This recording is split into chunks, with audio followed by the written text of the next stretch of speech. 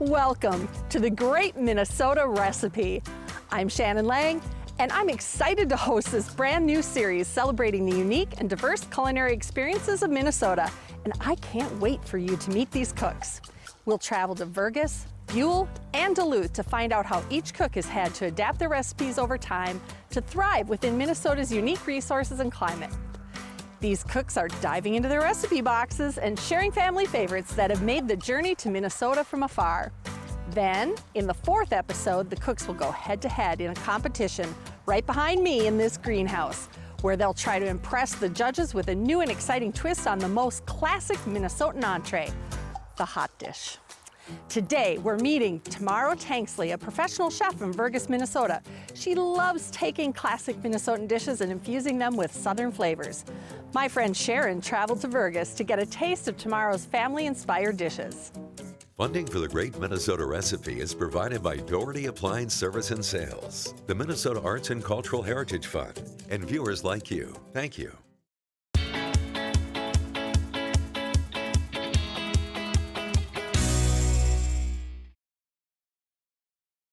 You can be doing something your whole life and you're like, oh, this is cool, this is what I do. And then you fall into something that you actually love and it's a different feeling. My name is Tamara Tanksley. I'm the executive chef here at the Blackboard restaurant in Vergas, Minnesota. I've been here 13 years. Went to culinary school in Moorhead, Minnesota. And been cooking for the last 13 years. Fell in love with it here in this state. And yeah, and I've been off and running ever since. Did you ever imagine yourself in culinary school? Absolutely not. So what drew you into the world of cooking? I'm gonna say this, I got a job at a small bar, and I was actually just applying to be a bartender, a waitress. I was always front of the house. I love service industry. I love the hospitality industry. But they didn't have a position open in the front of the house, but they had a position open in their kitchen. And the young lady, she offered me a position in the kitchen, and I took it. I said, sure, until something opened up out front. I went back there, it was a whole nother world. It was so awesome. I've been in love with the kitchen ever since. When did the meaning of food actually change for you a little bit? Was it when you applied for that job? I would say food definitely changed for me then. I was always very creative. I've always been creative. I knew I was gonna do something creative, but yeah, when I stepped in that kitchen, it was just a totally different world. Well, today, guys, we're gonna make, I'm gonna fry you guys some walleye. Yeah, but I'm gonna put my own little spin on it. I'll do a Cajun walleye. Oh, that sounds delicious. Mm-hmm. Now, can you do this with any type of fish, this recipe? You absolutely can. Okay. You absolutely can. So I'm gonna do kind of like a version of a po' boy with walleye, with our favorite fish here in Minnesota, our walleye. Yeah, I love walleye. We love our walleye. So that's what I'm doing, like a walleye po' boy. Okay, so what do we need to get started? So I have some beautiful walleye fillets, and it's all about the seasoning. So I got cayenne, salt, paprika, Hungarian because my husband's German. That's the kind he likes. Granulated garlic, black pepper. These are the 4 seasons that I put on the walleye. And then what do you use what kind of oil are you using? I'm gonna fry it in extra virgin olive oil. We have gone away from the days of Crisco, but I love to fry fish in Crisco. Sure. Oh, it's wonderful. But health-wise, olive oil. We'll use olive oil today. My family got to the United States. It was through the slave trade. We actually did ancestry and traced our ancestors, our DNA back to what region, like in Africa we came from or whatever, and we were Congolese. I thought that was pretty cool. I guess you can say my grandparents, the Great Migration North is what it was called. When everybody left the South and came north, they followed that, they did that. And so that's how we got to the Midwest. And that's, and they brought all of their cooking traditions and with them. And they just passed them down to us girls, and from kids to kids, from generation to generation, I guess I would say, yeah. I come from a family of cooks, just great cooks. I didn't even know people made money cooking. Like I never put two and two together, like this could be a career, because cooking just comes naturally. You know, we do a lot of cooking at home, and I've always been in the kitchen. Always in the kitchen with my sisters, with my grandmother, with my mom, and wow, and just to have a career in it is really insane. Yeah, I didn't even know this existed until it did one day for me. My mom's dad had like 21 kids. So whenever I go to like my grandparents' house, I have so many aunts and uncles and so many cousins. It's so crazy, and everybody is great cooks. That's why I didn't realize that people cook for a living, because all we do is cook. All we do is cook and eat. But yeah, food definitely a big deal in my family. Definitely a big deal. So, Sharon, we're gonna get some oil in our pan. Okay. And if anybody does not have one of these, they need it, because this is a cast iron skillet. This is the best of the best. And is it seasoned? Has it been seasoned for many yes, years? ma'am. Talk about that a little bit. Yes, ma'am. So, when you season your pan, you get some oil on it, you fire it really hot. So you want about 2 inches of oil. Okay, so for this walleye. About 2 inches. Okay. About 2 inches, okay? For this walleye, we're gonna get that going, okay? Yeah, to season your pan, you just season it, and what you do, the key to it is, you never wash it. Right. You never put your cast iron in water, ever. Okay? It ruins, well, you have to re-season it. You don't wanna mess up your cast iron with water. So what you do, you wipe it clean. We're gonna get that on high, okay? That's okay. On high. We're gonna let that oil heat up, and then we're gonna get some fish in our Fry these babies up. Fry some fish. Fry some fish. How do you know when it's ready to fry? So you could use a thermometer if you like, but me, I'm gonna eyeball it, and I'm gonna do this. So when you start feeling that You'll feel that heat rise. Okay, because I can see bubbles. Yeah, it's getting there. Not quite. This is a really big pan, so we're gonna let her get nice and hot. In your creative side, when you were preparing and thinking of dishes, is it just the season you think that drives it a little bit? Is it just your mood? You know, tell me a little bit more about that. The seasons, meaning the weather, definitely drives our cooking here at the restaurant, and just in my home also. In the winter, where we like to hearty stuff that's gonna stick to your bones. I'm just gonna call it like it is. We like potatoes and we like meat. We just really hearty. In the summer, we like fresh and light, because we wanna be on the lake, we wanna be riding our bikes, we wanna go hiking, so you don't want anything heavy, right? So we cook really light in the summer, and we cook really heavy in the winter. It works for us. It works for us, yeah. My favorite season, period, is fall, because that's when deer hunting happens. And so yeah, the boys go out, they catch a buck, they get a nice deer, and then we make a sausage, which is our favorite thing to do. Yeah, we make a lot of sausage here. So in the fall, you love the duck hunting. Duck hunting and deer hunting. Deer hunting. And in the winter, we love ice fishing.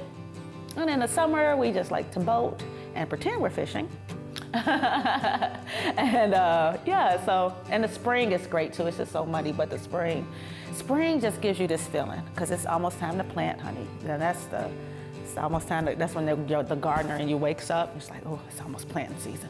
And you have to like refrain, because we might get a big snowstorm and ruin your plants. So you have to have patience. You have to have patience. You can't plant too soon. So yeah, spring just reminds me of it's almost time to garden.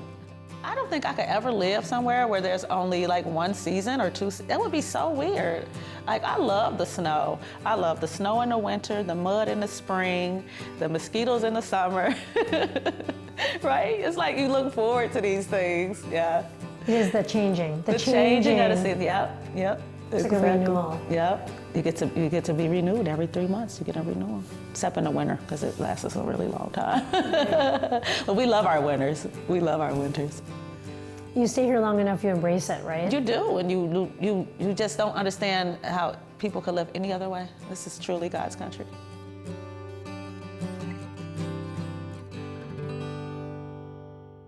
So we're gonna put that in the oven in just a second, but we're gonna get our fish. Okay.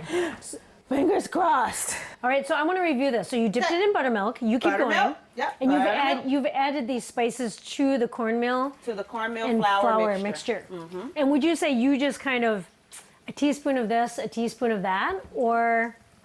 Yeah, Yeah. To your liking? To your liking. See, just mix, yeah, you can do a Paprika, pretty much cayenne. equal parts everything. Okay.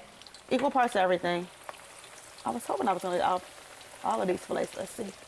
You got your tongue. You need your tongue, Sharon. Yeah, I got my tongue. Your tongue. Let's scoot that over just a little bit.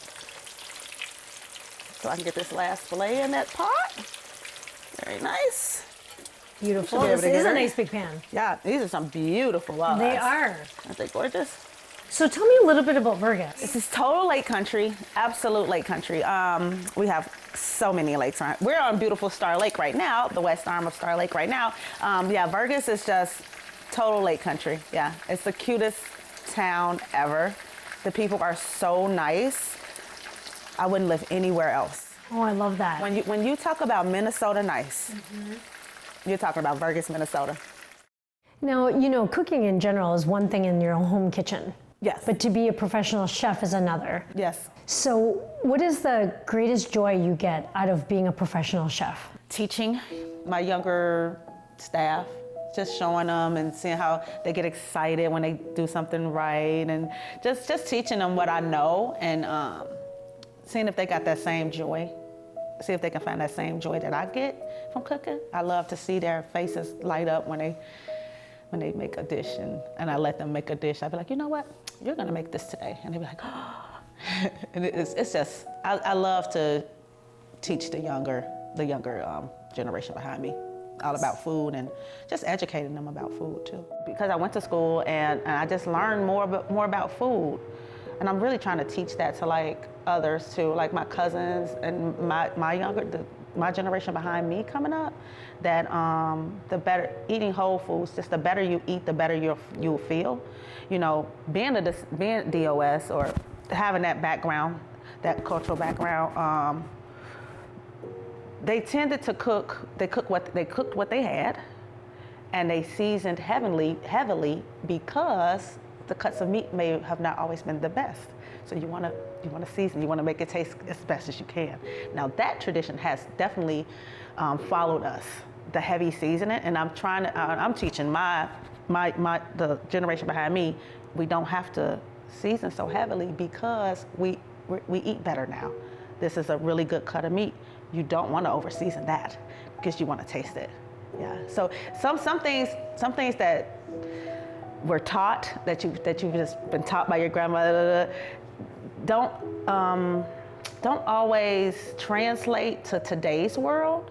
So we're starting to eat better because we can eat better, because now we have the chance to eat better. We get to, you know what I'm trying to say? Like, we get to pick our food now. It's just not given to you.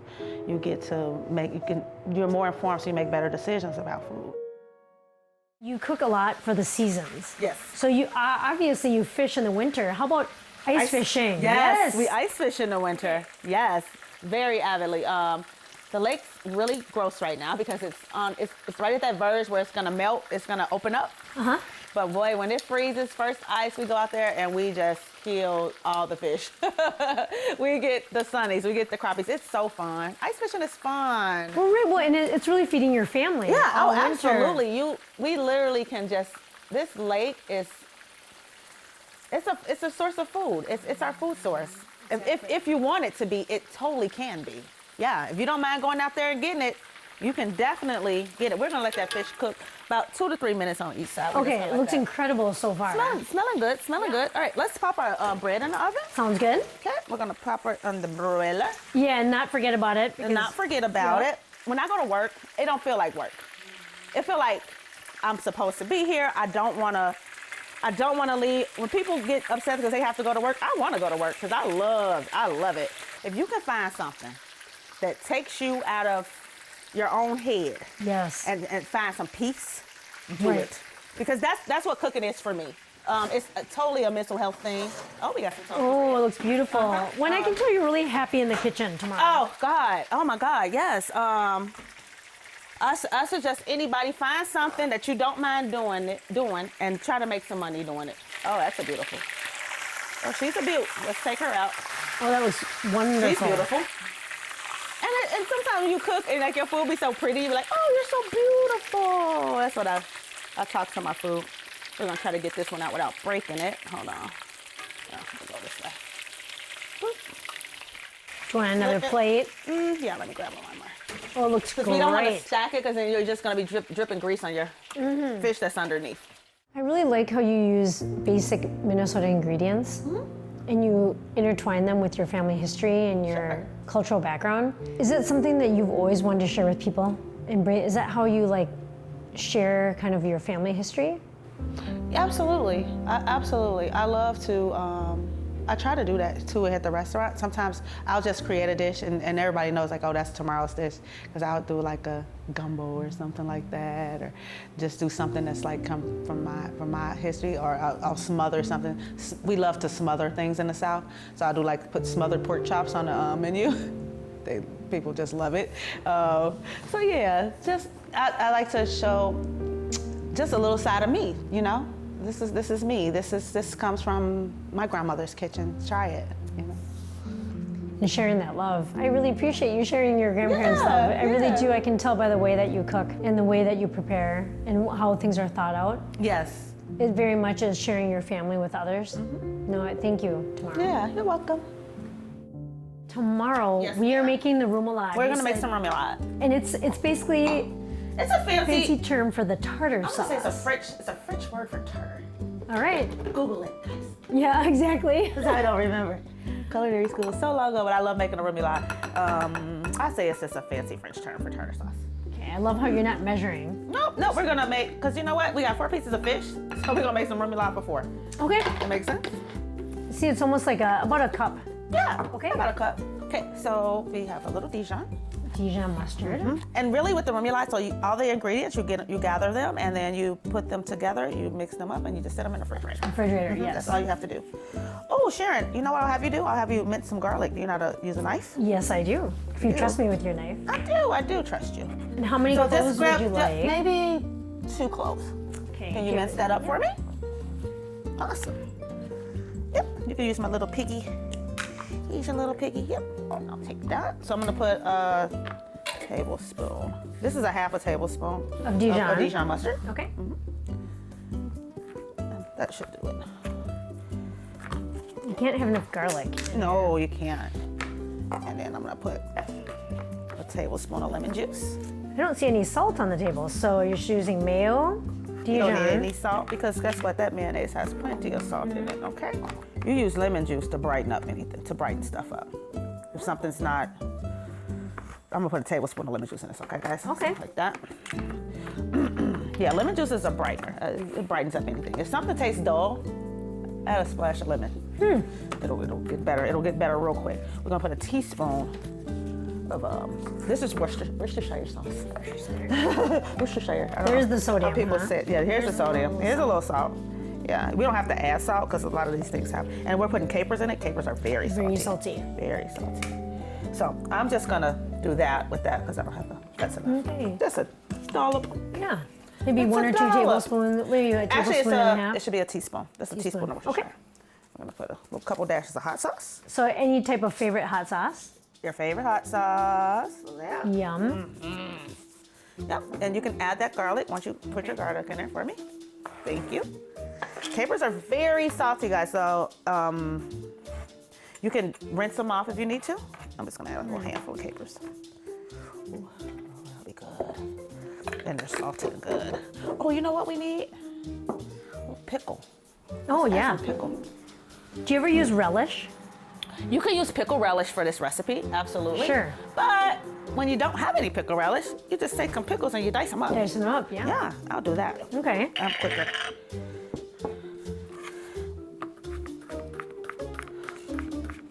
You don't need a lot. Just a few.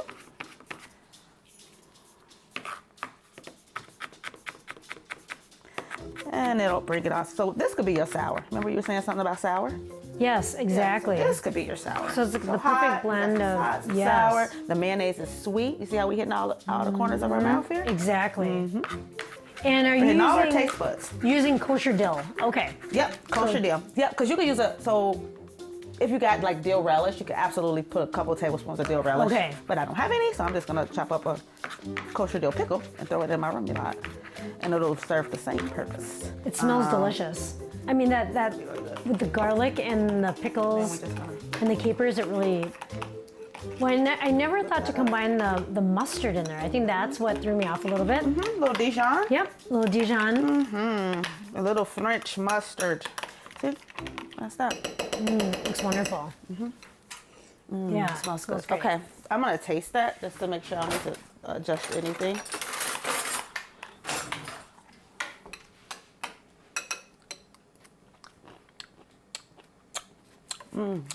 It's right on. Oh, it's perfect. Is We're it? gonna let it sit and let Okay. those flavors combine. Okay. That's gonna be really good on the fish, okay?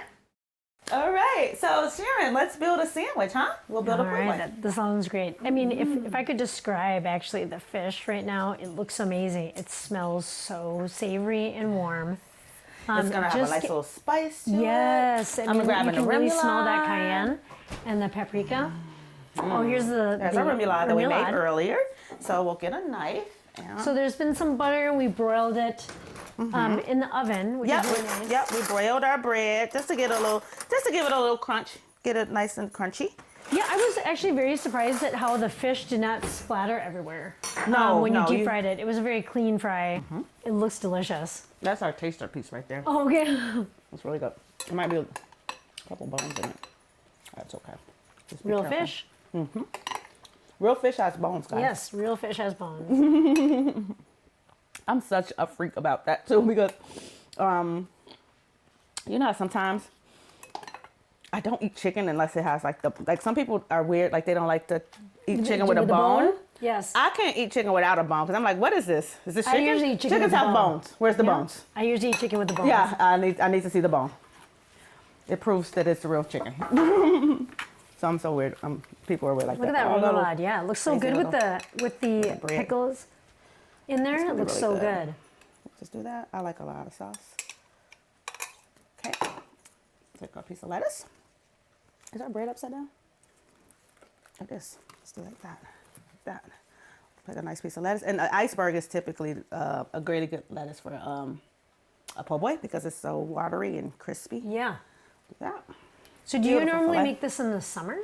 Or do you make this all year round? Oh, this is all year round. This Okay. is an all year round thing. Let's get some pickles. Yeah, I think that would Hamburger accentuate. slices. I should have some in my fridge somewhere. So, you know, I think you're right about the walleye. It is such a versatile It's fish. such a versatile, great fish for Yes. flavoring. You can do anything with a walleye. It doesn't have a strong flavor, so you flavor your walleye. So I'm curious, for people that freeze their fish over the winter, right? Let's say they caught a bunch of walleye and they're freezing it. But you say to freeze it before, you know, do you want it like basically thawed or almost thawed, you know, to prep it? When you're making this particular, Right. So it'll be thawed completely, Okay. and then you put it back in the freezer just so to the harden breading, it. Okay. just so the breading don't fall off. So you said we didn't lose any breading in our grease. Karen, should we try? I would a love bite? to try it. Yeah, I was waiting for you let's to get ask some me. napkins. There you go, my dear. Thank you. You're welcome. How are you, madam? Awesome. Look at this. Look at this with the pickles. It's just a way to spruce up your walleye, guys. This Oh is my the way to goodness. go. It's a This looks Cajun. so good. It's just our Cajun walleye po' boy. It's bones. Well, everything all together. So good. Everything all together. It's a perfect bite. The You walleye, need the veggies. the veggies really complement how it's deep fried. It's so good. Very nice. Okay, I'm happy. So there's a cook-off at the end of the episodes. Are you excited for the cook-off? I am excited for the cook-off. It's gonna be really fun. Yeah, I'm excited for the cook-off. And what would it mean if you won the cook-off? Oh my God, you saw my pots. I need new pots. I can't. It would be great. Well, it would just mean that it would mean a lot to me It would just prove that I'm on the right path. I already feel that I'm on the right path. It's just something fun to just kind of showcase. Anytime I'm in the kitchen, I'm having a great time. So it would be great. It'll be great to win because I really want those pots.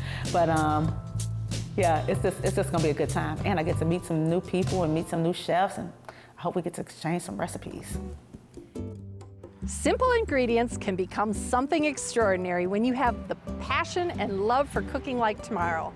This isn't the last we'll see of Tamara either. She'll be back for the competition, and I know her positivity will light up the greenhouse. This recipe and all the others from this show will be posted on our website.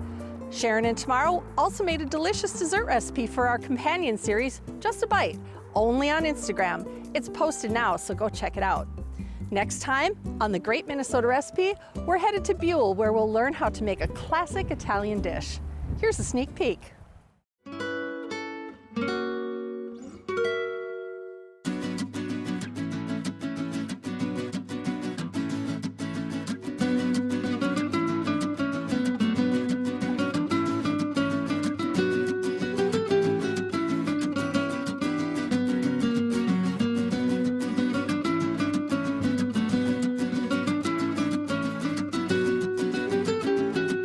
Funding for The Great Minnesota Recipe is provided by Doherty Appliance Service and Sales, the Minnesota Arts and Cultural Heritage Fund, and viewers like you. Thank you.